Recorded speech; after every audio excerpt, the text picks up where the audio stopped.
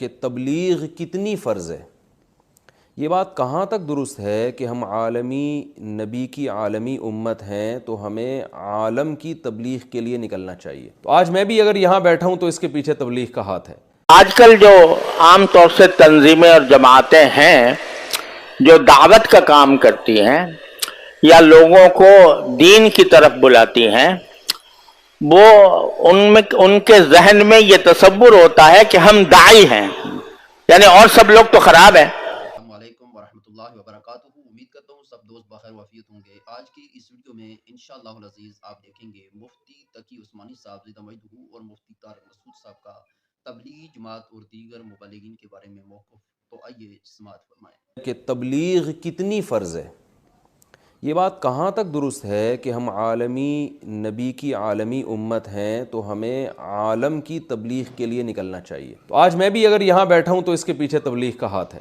آج کل جو عام طور سے تنظیمیں اور جماعتیں ہیں جو دعوت کا کام کرتی ہیں یا لوگوں کو دین کی طرف بلاتی ہیں، وہ ان کے ذہن میں یہ تصور ہوتا ہے کہ ہم داعی ہیں، یعنی اور سب لوگ تو خراب ہیں اور ہم ان کو ٹھیک کرنے کے لیے نکلے ہیں۔ اس کام کے لیے جماعت قائم ہو رہی ہے، اس کام کے لیے تنظیم قائم ہو رہی ہے، لیکن اپنی فکر سے، اپنی عیوب سے بے خبر ہوتے ہیں۔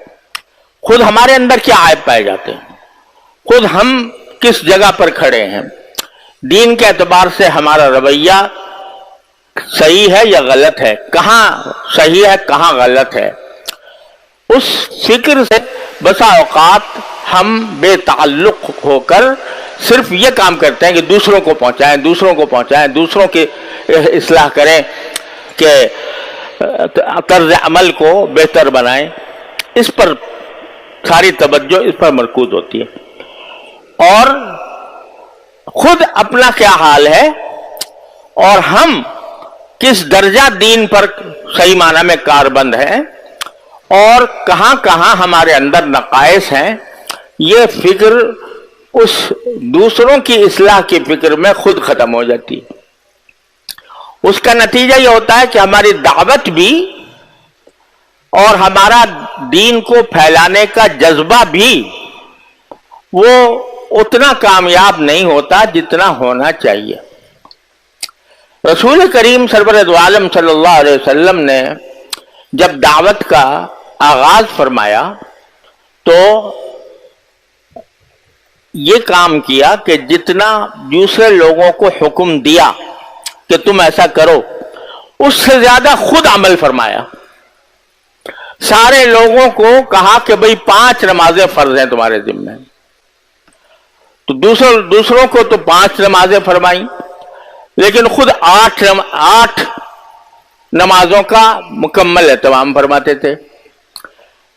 اشراق، تہجد اور رات کے وقت میں تہجد اور اوابین۔ تو دوسروں کو کہا کہ نہیں، تمہیں اتنی کرنے کی ضرورت نہیں ہے، یعنی لازمی نہیں ہے تمہارے ذمہ، لیکن خود کر کے یہ دکھایا۔ زکوٰۃ فرض کی تو 2.5% 40واں حصہ یہ کہہ دیا کہ بھئی 40واں حصہ ادا کر دو تو تمہارا مال جو ہے وہ پاک ہو جائے گا۔ جعلہ اللہ طہارۃ للاموال، کہ زکوٰۃ کو جو 2.5% ہے وہ تمام مال کے طہارت کا اور پاکی کا سبب بن جائے گا۔ دوسروں کو تو یہ کہا۔ خود اپنا حال یہ ہے کہ گھر میں کوئی چیز رہتی ہی نہیں، نماز پڑھا رہے ہیں، نماز کے اندر خیال آ گیا کہ میرے گھر میں سونے کا ایک ٹکڑا پڑا ہوا ہے، تو قبل اس کے کہ نماز کے بعد جو تھوڑی دیر تسبیحات وغیرہ ہوتی ہیں، اس کے بجائے اٹھ کر جلدی سے تشریف لے گئے، واپس جلدی سے آ گئے۔ تو پوچھا گیا کہ بھئی یہ آپ جلدی سے کہاں چلے گئے تھے؟ تو بتایا کہ میرے گھر میں ایک سونے کا ٹکڑا پڑا ہوا تھا، تو مجھے خیال آیا کہ جب تک وہ اس کے مستحقین تک نہ پہنچ جائے اس وقت تک چین نہیں آیا۔ تو دوسروں کے لیے آسانیاں پیدا کی اور خود اپنے اوپر مشقت جھیلی۔ سرکار دو عالم صلی اللہ علیہ وسلم کا بھی یہ معاملہ تھا، صحابہ کرام رضی اللہ تعالی عنہم اجمعین نے بھی جو دعوت پھیلائی اور جس کی وجہ سے پوری دنیا میں اسلام کا جھنڈا لہرایا، تو وہ اس طرح کہ دوسروں کو تو اطمینان دلایا کہ بھئی اتنا کام کر لو تو ٹھیک ہے، لیکن خود ان کا حال یہ ہے کہ جس کا مورخ یہ لکھتے ہیں کہ رہبان باللیل رکبان بالنہار، کہ رات کے وقت میں وہ معلوم ہوتا ہے کہ راہب ہیں، یعنی وہ دنیا سے قطع نظر کر کے اپنا سارا رابطہ اللہ تبارک و تعالیٰ کے ساتھ استوار فرماتے ہیں، نماز میں کھڑے ہیں، تہجد پڑھ رہے ہیں، قرآن کریم کی تلاوت ہو رہی ہے، اللہ تعالیٰ سے عرض و نیاز ہو رہا ہے۔ رہبان باللیل رکبان بالنہار، اور دن کے وقت میں وہ سوار ہوتے ہیں گھوڑوں پر اور جہاد کے لیے جہاد کے کام میں مشغول ہوتے ہیں۔ رہبان باللیل رکبان بالنہار، اور یہ بات کسی مسلمان نے نہیں کہی، بلکہ جو مخالف دشمن تھا وہ جب مسلمانوں کے کیمپ کا حال معلوم کرنے کے لیے آیا اور اس نے جا کر اپنے سرداروں کو رپورٹ دی، تو اس میں کہا بھئی ان لوگوں سے مقابلہ کرنا مشکل ہے، اس لیے کہ ان کا حال یہ ہے کہ رہبان باللیل رکبان بالنہار۔ تو یہ صحابہ کرام کا بھی معمول اس پر رہا، جہاں اللہ تعالیٰ نے یہ فرمایا کہ اپنی فکر کرو، اور جو لوگ کے گمراہی میں پڑے ہوئے ہیں وہ تمہیں، اگر تم سیدھے راستے پر ہو تو وہ تمہیں کوئی نقصان نہیں پہنچائیں گے، تو وہی ساتھ میں فرمایا الی اللہ مرجعکم فینبئکم بما کنتم تعملون، تم سب کو اللہ کے پاس لوٹنا ہے اور وہ تمہیں بتائے گا کہ تم زندگی میں کیا عمل کیا کرتے تھے۔ لہذا یہ جو اپنی اصلاح کی فکر، اس سے کوئی بھی مستثنا نہیں، یہاں تک کہ ہمارے حضرت حکیم الامت مولانا شفیع صاحب تھانوی رحمۃ اللہ علیہ بہت سے لوگوں کو انہوں نے خلفاء بنایا، اپنا مجاز بنایا کہ بھئی اب تم الحمدللہ دین صحیح طریقے سے سمجھ بھی گئے ہو اور فی الجملہ اس کے اوپر کاربند بھی ہو، تو اب ہم تمہیں اجازت دیتے ہیں کہ دوسروں کو بھی بیعت کر لیا کرو، دوسروں کو بھی تلقین کر لیا کرو۔ خلیفہ مجاز جس کو کہتے ہیں۔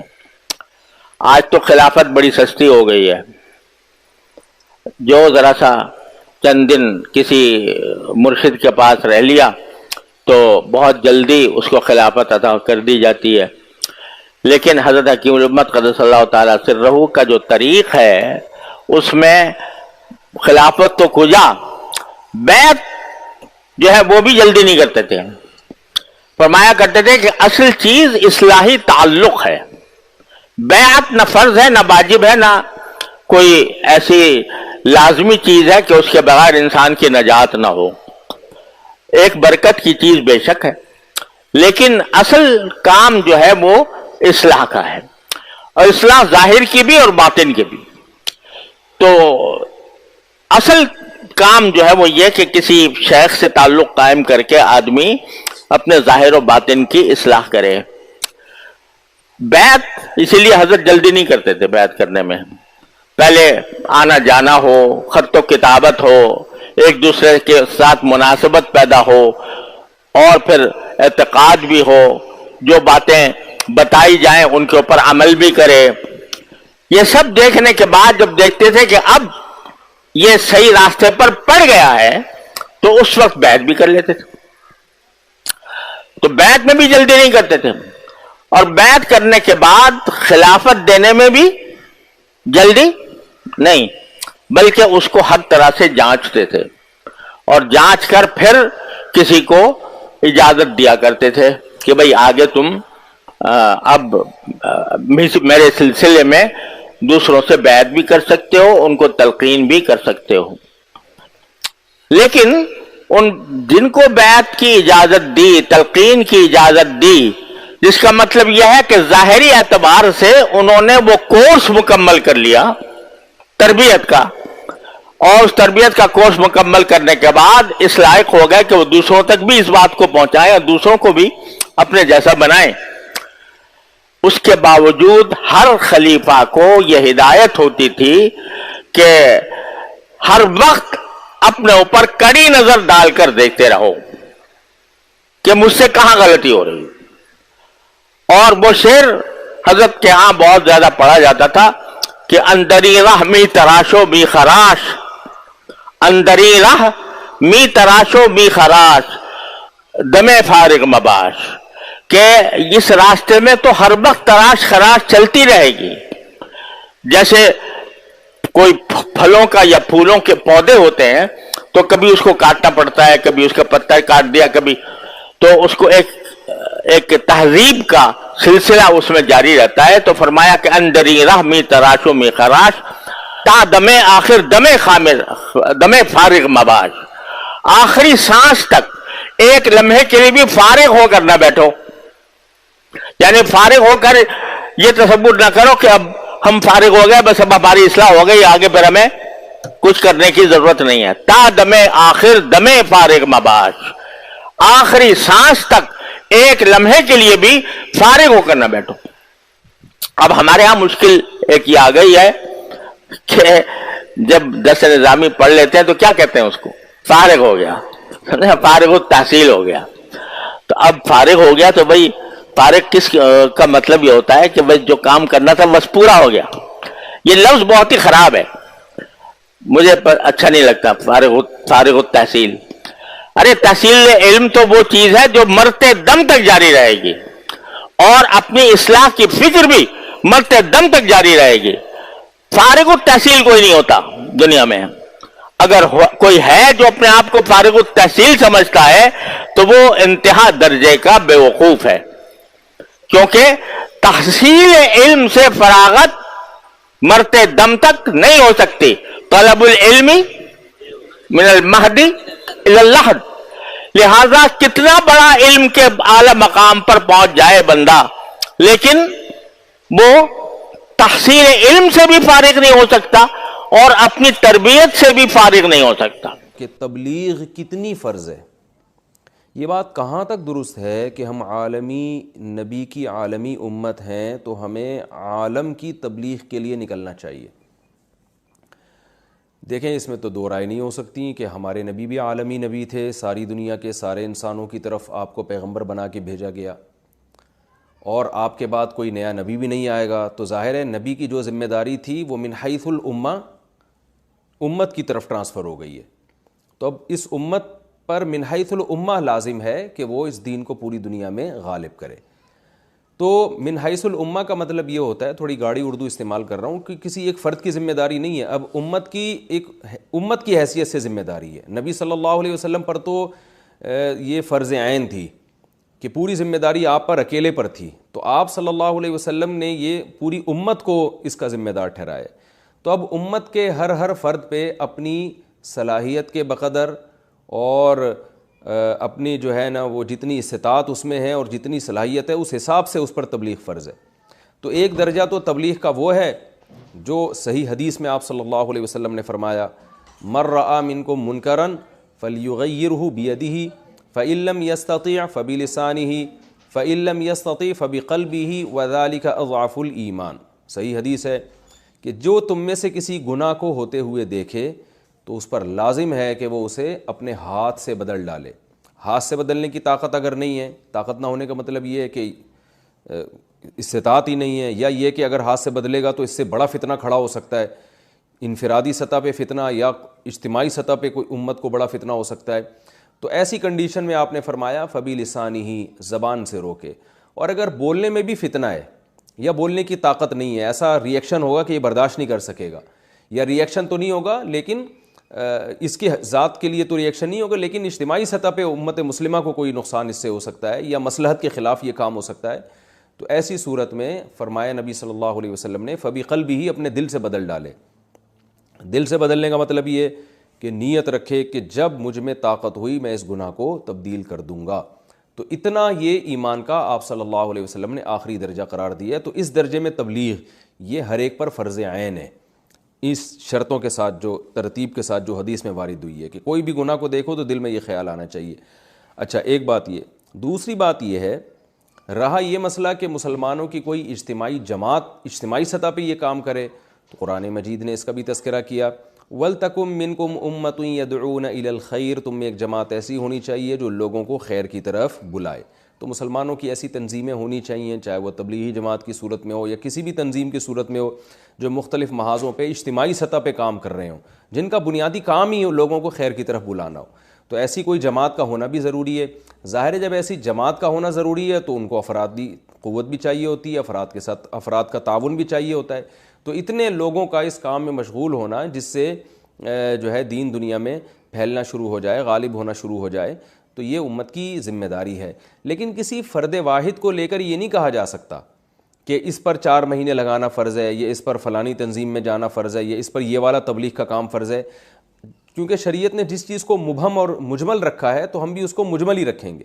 ہم عمومی طور پر بیان کریں گے کہ بھئی تبلیغ فرض ہے، بس مسلمانوں پر فرض ہے، آپ پر فرض ہے، آپ پر فرض ہے، آپ پر فرض ہے، کس طرح سے فرض ہے، یہ ڈیٹیل میں جانا یہ بہت مشکل کام ہے۔ یہ ہر ایک کا اللہ سے معاملہ ہے، کس میں کتنی استطاعت ہے اور کس کے پاس کتنے وسائل ہیں، اس کو دیکھ کر ہوگا۔ یہ دوسری بات یہ کہ تبلیغ کا کوئی ایک طریقہ متعین نہیں ہے، بلکہ تبلیغ بہت سارے طریقوں سے ہوتی ہے۔ علماء دلائل کے ذریعے تبلیغ کر رہے ہوتے ہیں، باطل فرقوں کا جواب دے رہے ہوتے ہیں، وہ جو کنفیوژن پھیلا رہے ہیں اس کنفیوژن کو دور کر رہے ہوتے ہیں، اہل باطل جو کنفیوژن کر رہے ہیں، باطل فرقوں کا جواب بھی ہوتا ہے، باطل مذہب کا جواب بھی ہوتا ہے اس میں۔ اب مثال کے طور پر دیکھیں، ڈاکٹر ذاکر نائک نے تو تبلیغ جماعت میں وقت نہیں لگایا، لیکن وہ بھی بہت زبردست تبلیغ کر رہے ہیں۔ لیکن اگر ڈاکٹر ذاکر نائک تبلیغ جماعت کا انکار کریں تو یہ بھی غلط ہوگا، اس لیے کہ تبلیغ جماعت جس طرح سے کام کر رہی ہے اس طرح سے ڈاکٹر ذاکر نائک صاحب نہیں کر رہے، اور حضرت مفتی تقی عثمانی صاحب جس طرح سے تبلیغ کا کام کر رہے ہیں اس طرح سے نہ ڈاکٹر ذاکر نائک کر رہے ہیں، نہ تبلیغ جماعت والے کر رہے ہیں۔ تو ہر آدمی کا اپنا میدان ہے۔ تو اس لیے دین کے تبلیغ والے جو تبلیغ کے اکابر ہیں ان سے ہم نے خود ہی یہ بات سنی ہے کہ دین کے مختلف شعبے ہیں، تو ان سب شعبوں کو زندہ کرنا ہماری ذمہ داری ہے۔ تو تبلیغ والے بھی کوشش کر رہے ہیں سارے شعبوں کو زندہ کریں، علماء بھی کوشش کر رہے ہیں سارے شعبوں کو زندہ کریں، اور جو دلائل کی دنیا میں مناظرے کر رہے ہیں وہ بھی کوشش کر رہے ہیں۔ تو ہر ایک کا اپنا اپنا طریقہ ہے، جس کو میں کہتا ہوں پشتوں میں اخپل طریقہ ہے ہر ایک کا۔ تو اس میں کس کے لیے کون سا طریقہ کس وقت سوٹیبل ہے، یہ فیصلہ ہر شخص خود کر سکتا ہے، اور اس میں وہ علماء کے سامنے اپنے آپ کو رکھے، وہ اس کو مشورہ دیں گے، اس کی صلاحیتوں کو دیکھ کر وہ مشورہ دیں گے۔ تو اس لیے تزکیہ سب پہ فرض ہے کہ اپنی بھی اصلاح کرنی ہے، دوسرے کی اصلاح کی بھی فکر کرنی ہے۔ کیسے کرنی ہے، کس طرح کرنی ہے، اس کے لیے کوئی متعین طریقہ شریعت نے نہیں بتایا، بلکہ زمانے کے لحاظ سے، حالات کے لحاظ سے ہر شخص کے لیے مختلف ہے۔ تو لہذا میں لوگوں سے ایک بات کہتا ہوں، میں کیا، علماء یہ بات کہتے ہیں کہ اس بحث میں نہ پڑیں کہ فرض عین ہے، فرض کفایہ، تبلیغ، بلکہ اللہ نے جس کو موقع دیا وہ نکلے اللہ کی راہ میں۔ جو اس چکر میں پڑے رہتے ہیں نا کہ فرض عین ہے، فرض کفایہ ہے، 4 مہینے لگانا تو فرض عین تو نہیں ہے تو میں کیوں جاؤں، تو بیچارے خیر و برکات سے پیچھے رہ جاتے ہیں۔ بھئی آپ کو موقع مل رہا ہے، آپ وقت لگائیں تبلیغ میں، 4 مہینے لگائیں، آپ کی زندگی انشاءاللہ بدل جائے گی۔ پھر دوسرے شعبے ہیں، تبلیغ میں وقت لگانے کا فائدہ یہ ہوتا ہے کہ ایک فکر پیدا ہو جاتی ہے اور اللہ سے تعلق قوی ہو جاتا ہے۔ تو فرض عین، فرض کفایہ کی فقہی بحث میں پڑے بغیر آپ وقت لگا لیں۔ دیکھیں کوئی کھانا سامنے رکھا ہوا ہو نا، بڑا صحت اس سے آپ کی بھی اچھی بھی ہو جائے گی اور کھانا بھی مزیدار ہے، بھوک بھی لگ رہی ہے۔ اب آپ مفتی صاحب کو فون کریں، مفتی صاحب میری بھوک کی یہ کنڈیشن ہے اور میرے باڈی میں ان منرلز کی کمی ہو چکی ہے، اس کے لیے یہ والا کھانا میرے پر فرض عین ہے، فرض کفایہ ہے، یا مستحب ہے، یا صرف جائز ہے۔ تو مفتی کہے گا بھائی تو کھانا ہے، کھا، فائدہ ہو رہا ہے تو کھا لو بس، ٹھیک ہے نا۔ کیا کرنا ہے اس بحث میں پڑھ کے کہ فرض عین ہے تو فرض کفایہ تو اور پھر وہ واجب لعینی ہے کہ لغیری ہے، ان اصطلاحات میں پڑھ کے فائدہ کیا ہے؟ بھوک بھی لگ رہی ہے، کھانا بھی موجود ہے، اور جو باڈی کی جو ریکوائرمنٹ ہے وہ تمام چیزیں اس کھانے میں موجود ہیں، بسم اللہ پڑھ کے کھاؤ، فائدہ ہوگا انشاءاللہ۔ تو بھائی تبلیغ میں جانا فرض عین ہے کہ فرض کفایہ ہے، مستحب ہے، واجب ہے، اس بحث میں پڑے بغیر جب ضرورت ہے معاشرے کی آپ جائیں گے۔ دیکھو میں ایک مثال سے بات سمجھاتا ہوں۔ رسول اللہ صلی اللہ علیہ وسلم نے پچھلی امتوں میں ایک شخص کی مثال دی ہے جس نے 99 انسانوں کو قتل کیا تھا، 99۔ تو ایک راہب کے پاس گیا کہ بھئی میں نے 99 انسانوں کو قتل کیا، کیا میری توبہ قبول ہو سکتی ہے؟ اس نے کہا نہیں ہو سکتی۔ تو اس نے راہب کو بھی قتل کر کے سینچری پوری کر دی۔ اس نے کہا جب جانا ہی جہنم میں ہے تو پھر 100 پورے کر کے جاؤ۔ لیکن اس کے دل میں پھر بھی اللہ کا خوف تھا، تو ایک عالم کے پاس گیا، حدیث میں آتا ہے فَسَأَلَهُ عَنْ أَعْلَمِ أَهْلِ الْأَرْضِ، لوگوں سے پوچھا کہ زمین کا سب سے بڑا عالم بتاؤ، فَدُلَّ عَلَىٰ رَجُلٍ عَالِمٍ، لوگوں نے عالم بتائے، فَأَتَاهُ فَقَالَ، عالم سے کہنے لگا إِنَّهُ قَتَلَ مِئَةَ نَفْسٍ فَهَلْ لَهُ مِن تَوْبَةٍ، 100 انسانوں کو میں نے قتل کیا، میری توبہ قبول ہو جائے گی؟ تو وہ عالم واقعی عالم تھے، انہوں نے فرمایا نعم من یحول بینہ وبین التوبہ، تمہارے اور توبہ کے درمیان کون سی چیز حائل ہو سکتی ہے، یعنی انہوں نے اپریشیٹ کیا اس کو۔ لیکن چونکہ وہ عالم تھے، صرف جواب نہیں دیا انہوں نے کہ ہاں توبہ ہو سکتی ہے، ان کو پتہ تھا جس ماحول میں اس نے گناہ سیکھے ہیں اس ماحول میں یہ توبہ پر قائم نہیں رہ سکتا، یہ توبہ کر کے توڑ دے گا۔ لہذا ان عالم نے اس شخص کو مشورہ دیا انطلق الی ارض کذا وکذا فإن بها اناسا یعبدون اللہ فاعبد اللہ معهم ولا ترجع الی ارضک فإنها ارض سوء، کہ تم فلاں فلاں بستی میں جاؤ، وہاں نیک لوگ رہتے ہیں، ان کے ساتھ رہ کر اللہ اللہ کرو، اور واپس اس بستی کی طرف لوٹ کر نہیں آنا، وہاں جا کے توبہ کرو۔ تو اس حدیث سے ہمیں کیا پتہ چلتا ہے؟ بھائی توبہ پر قائم رہنے کے لیے، اپنی اصلاح کے لیے ماحول کا بدلنا ضروری ہے۔ بخاری مسلم کی متفق علیہ صحیح حدیث ہے یہ، ماحول کا بدلنا ضروری ہے۔ آپ جس ماحول میں گناہ سیکھتے ہیں اسی ماحول میں گناہ نہیں چھوٹتے آپ سے، چھوٹ بھی جاتے ہیں تو دوبارہ ہو جاتے ہیں۔ تو اب ہم کوئی ایسی بستی یا تو تلاش کریں کہ جہاں سارے نیک لوگ رہتے ہوں، تو ظاہر ہے ایسی بستیاں اس زمانے میں تو ذرا مشکل سے ہی ملتی ہیں، تو اہل اللہ کی صحبت میں رہنا پڑتا ہے، یا تو آپ کسی شیخ سے باقاعدہ بیعت ہوں، ان کی خانقاہ میں جا کے رہیں، ورنہ پھر تبلیغ کا راستہ سب کے لیے سوٹیبل ہے، اور اس میں آپ 4 مہینے کے لیے نکل جائیں، چلے کے لیے نکل جائیں، تو آپ کا صبح و شام اللہ رسول کی بات کے علاوہ آپ کوئی بات نہیں کریں گے، اس کا دل پہ اثر پڑتا ہے، اس سے انسان گناہ چھوڑ دیتا ہے، جس گناہ کی لت پڑی ہو، عادت پڑی ہو، گناہ چھوڑنے کا جذبہ پیدا ہو جاتا ہے اس میں، تو اس کا فائدہ نظر آ رہا ہے۔ تو آج میں بھی اگر یہاں بیٹھا ہوں تو اس کے پیچھے تبلیغ کا ہاتھ ہے۔ تو بڑے بڑے لوگوں کو ہم نے زندگیاں ان کی چینج ہوتی ہوئی دیکھی ہیں، لہذا ہم نے بڑوں ہی سے یہ بات سنی ہے اور بالکل عقل کے مطابق ہے۔ اس بحث میں پڑے بغیر کہ فرض عین ہے، فرض کفایہ ہے، بھائی نکلو اللہ کی راہ میں، اپنی اصلاح کرو، لوگوں کی اصلاح کا ذریعہ بنو، اور جو نہیں نکل رہا اس پہ انگلی نہ اٹھائے انسان، اس پہ یہ نہ کہے کہ فرض عین ہے تو تم کیوں نہیں نکل رہے، تو تم جہنم میں جاؤ گے۔ تبلیغ کے اکابر اس چیز سے منع کرتے ہیں۔ تو جو جس کام میں لگا ہوا ہے، اگر وہ خیر کا کام کر رہا ہے، ہمیں اس کا دست و بازو بننا چاہیے، اور انحصار نہیں کرنا چاہیے کہ بس یہی ہے، اس کے علاوہ کوئی بھی نہیں ہے، یہ غلط ہے۔ سارے شعبے دین کے برحق ہیں، سب میں جانا چاہیے۔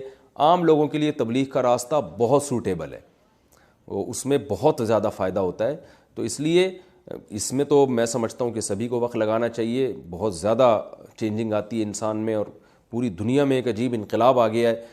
میں گورے نے کتاب لکھی تبلیغ جماعت کے بارے میں، اور اس نے کتاب کے جو ہے نا بہت تعریفیں بھی کی کہ یہ پتہ نہیں کس طرح سے کام کرتے ہیں، اپنے خرچے پہ نکلتے ہیں، سارا کچھ اپنا مال، اپنی جان، اپنا وقت، اور آخر میں اس نے لکھا کہ حیرت کی بات ہے کہ یہ کس سیاست میں بالکل انوالو ہی نہیں ہے، اتنی بڑی جماعت سیاست میں نہیں ہے۔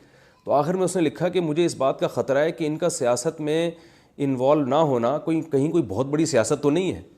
یعنی گورے کو بھی یقین نہیں آ رہا کہ اتنی بڑی جماعت ہے، اور جو صرف اور صرف للہ فی اللہ، سیاست بھی دین کا حصہ ہے، میں سیاست کا منکر نہیں ہوں، لیکن اتنی بڑی جماعت جو تمام دنیاوی مفاد سے بالکل بالا تر ہو کر، جس کا کام صرف اور صرف اللہ رسول کے لیے، یعنی اللہ رسول کے دین کو دنیا میں پھیلانا، اور لوگوں کے پاس جا کے ان کو محبت سے سمجھانا، اور اس میں اپنی جان، اپنا مال، اپنا وقت، تو بھائی اس کی قدر کرنی چاہیے۔ اور جو لوگ بھی اس میں اختلاف و انتشار پھیلانے کا ذریعہ بن رہے ہیں، توڑنے کی کوششوں میں لگے ہوئے ہیں، اللہ تعالیٰ ان کو بھی ہدایت عطا فرمائے اور اتحاد اور اتفاق پیدا فرمائے۔ لیکن بہرحال اس میں وقت نہ لگانا یہ خیر و برکت سے محرومی کا ذریعہ ہے۔